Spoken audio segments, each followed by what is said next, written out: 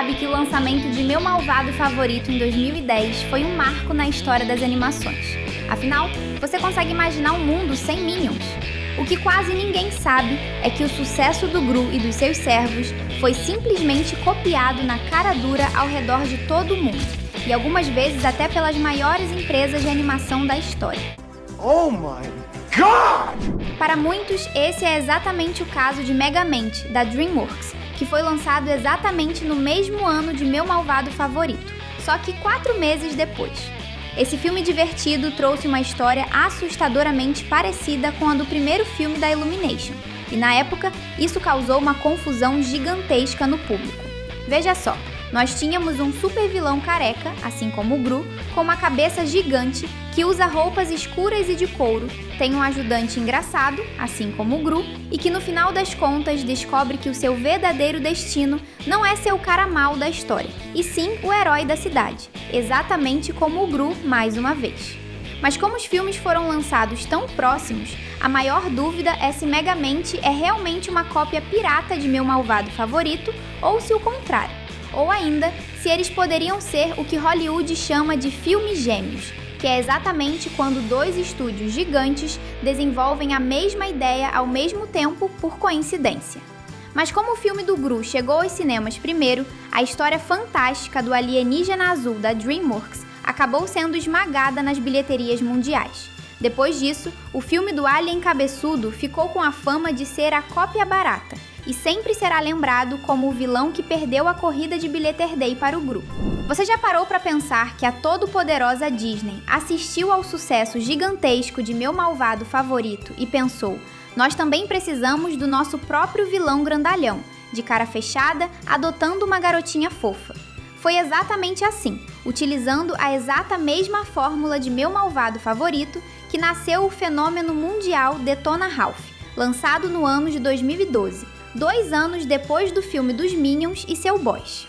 Como você deve saber, a história acompanha um vilão de fliperama gigante e desastrado, que está exausto de ser odiado e jogado do alto do prédio todos os dias, que no meio da sua jornada, conhece a pequena e super irritante Vanellope, que é basicamente uma versão única da Margo, Edith e Agnes, que é com quem ela mais se parece.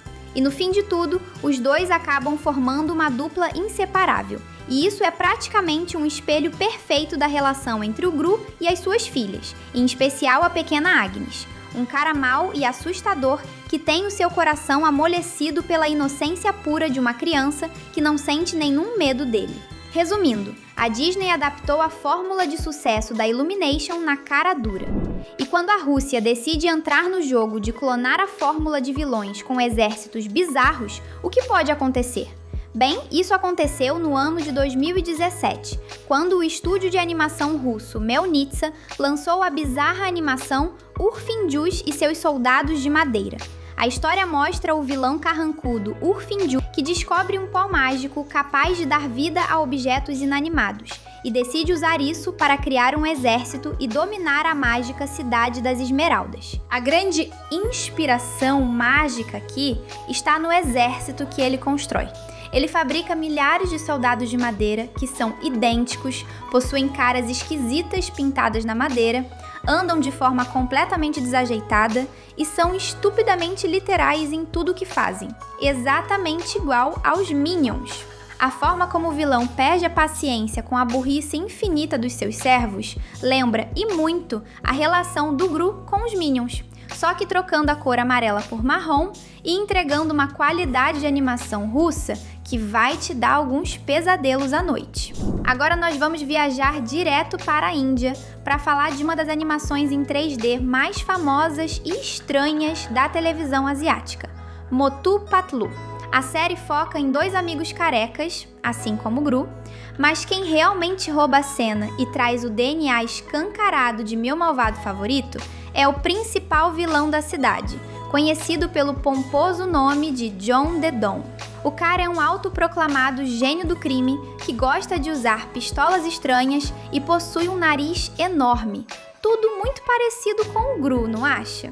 E como todo bom clone do Gru que se preze, ele nunca trabalha sozinho. Ele é sempre acompanhado pelos seus 2 ajudantes incrivelmente estúpidos e desajeitados, que são chamados literalmente de número 1 e número 2. Isso tudo é praticamente uma versão de novela indiana de baixo orçamento, mostrando como era a vida do Gru e dos seus capangas se eles fossem criminosos de 5ª categoria. Se chegou até aqui, faz o seguinte, clica no botão de inscrição. Acho que merecemos. Se tem uma coisa tão inovadora quanto um vilão se tornando um herói que meu malvado favorito trouxe, é o fato de que ajudantes atrapalhados de supervilões como os Minions podem ser muito legais e engraçados. E foi exatamente por isso que o estúdio canadense Brown Animation lançou o filme chamado Henchman, no ano de 2018. A história inteira se passa em um mundo totalmente dominado por supervilões megalomaníacos, mas o foco está na classe trabalhadora do mal, os capangas e ajudantes descartáveis. O filme acompanha um jovem recruta desajeitado que se junta à chamada União dos Capangas e acaba se envolvendo até o pescoço em uma trama altamente perigosa para impedir que um supervilão tome o controle definitivo do mundo. Basicamente, tudo no filme é uma clara homenagem ao universo de maldade que o Gru e o famoso Dr. Nefário construíram nos seus laboratórios subterrâneos. E conseguimos ver como seria a vida se os pequenos seres amarelos fossem humanos reais e tivessem que pagar as próprias contas no fim do mês. Voltando às terras geladas da Rússia, temos mais um exemplo de como um vilão rabugento que adota uma criança é algo que todos querem fazer e ganhar dinheiro.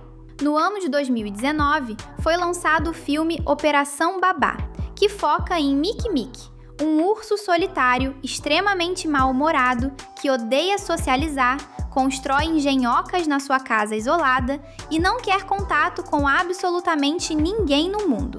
Tudo muda quando uma cegonha desastrada entrega por engano um bebê panda na porta da casa dele.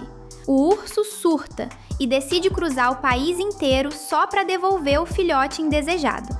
Mas adivinha só o que acontece durante a viagem? Exatamente! O solteirão rabugento descobre o poder do amor paternal e percebe que aquele bebê era a peça que faltava para sua vida ter um propósito real. Isso te parece familiar? O estúdio russo literalmente pegou o esqueleto da história do Gru, colocou pelos e focinhos, renderizou num computador antigo e mandou direto para as telonas russas. Bunny Bears é um verdadeiro fenômeno gigantesco dentro da China, e o principal antagonista da série é o lenhador Vic. Ele é um homem careca, narigudo, rabugento, que vive isolado na floresta, odeia todo mundo e usa armas malucas e engenhocas tecnológicas totalmente exageradas para tentar derrotar os seus inimigos. Até aqui, a semelhança com o nosso querido Gru antes de conhecer as meninas já é absurda, não é mesmo? Mas a verdadeira cópia da fórmula acontece no filme Bunny Bears ao Resgate, lançado no ano de 2014. Por um acidente bizarro do destino, uma garotinha bebê fofíssima chamada Lola acaba parando na casa desse lenhador vilanesco. E o que acontece? O coração gelado do careca rabugento derrete completamente. Ele passa a proteger a bebê e podemos ver a fórmula de homem mau amolecido por uma garotinha fofa que a Illumination transformou em ouro no ano de 2010. É a fórmula americana clonada e jogada direto no meio da floresta chinesa. E como se uma vez não fosse o suficiente, a DreamWorks dobrou a aposta e resolveu criar mais um filme seguindo essa mesma ideia de vilões-heróis inaugurada pelo grupo. Mais de 10 anos inteiros depois, a Casa dos Sonhos apostou as suas fichas na fórmula de bandidos tentando serem mocinhos, com a excelente animação Os Caras Malvados. Em vez de ser um único vilão dessa vez, a história foca em uma gangue imbatível de animais criminosos liderados pelo super carismático Senhor Lobo.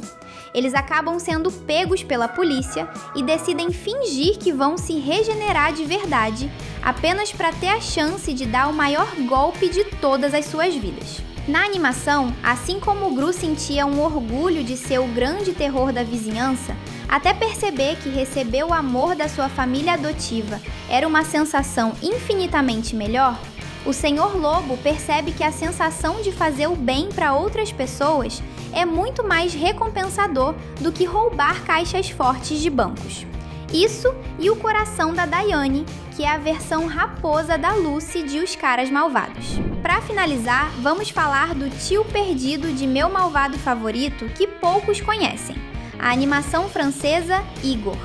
Essa obra obscura chegou aos cinemas em 2008, 2 anos antes do Gru conhecer o mundo das animações, e possui muitos pontos em comum com Meu Malvado Favorito, por incrível que pareça. A bizarra animação se passa nas terras do Reino de Malária, um lugar obscuro onde cientistas malucos e supervilões cruéis são aclamados como as grandes celebridades da televisão. E todos eles contam com os serviços obrigatórios de assistentes corcundas que se chamam Igor. O protagonista solitário da nossa história é justamente um desses assistentes que sonha todas as noites em ser um grande cientista maligno de sucesso, mas acaba criando acidentalmente em seu laboratório um monstro gigantesco que tem um coração de ouro e que, para surpresa de todos, só quer atuar em peças de teatro. Igor definitivamente não é uma cópia barata do Gru, mas é o primeiro filme dessa onda genial de vilões bondosos e atrapalhados que começaram a surgir na virada daquela década para o mundo da animação. Por isso, nossa referência ao filme do Pequeno Corcunda. Se você quer mais vídeos como esse, comenta aqui embaixo. Mas estamos deixando 2 vídeos muito legais para você continuar com a gente aqui no canal. Clica e se divirta. Valeu!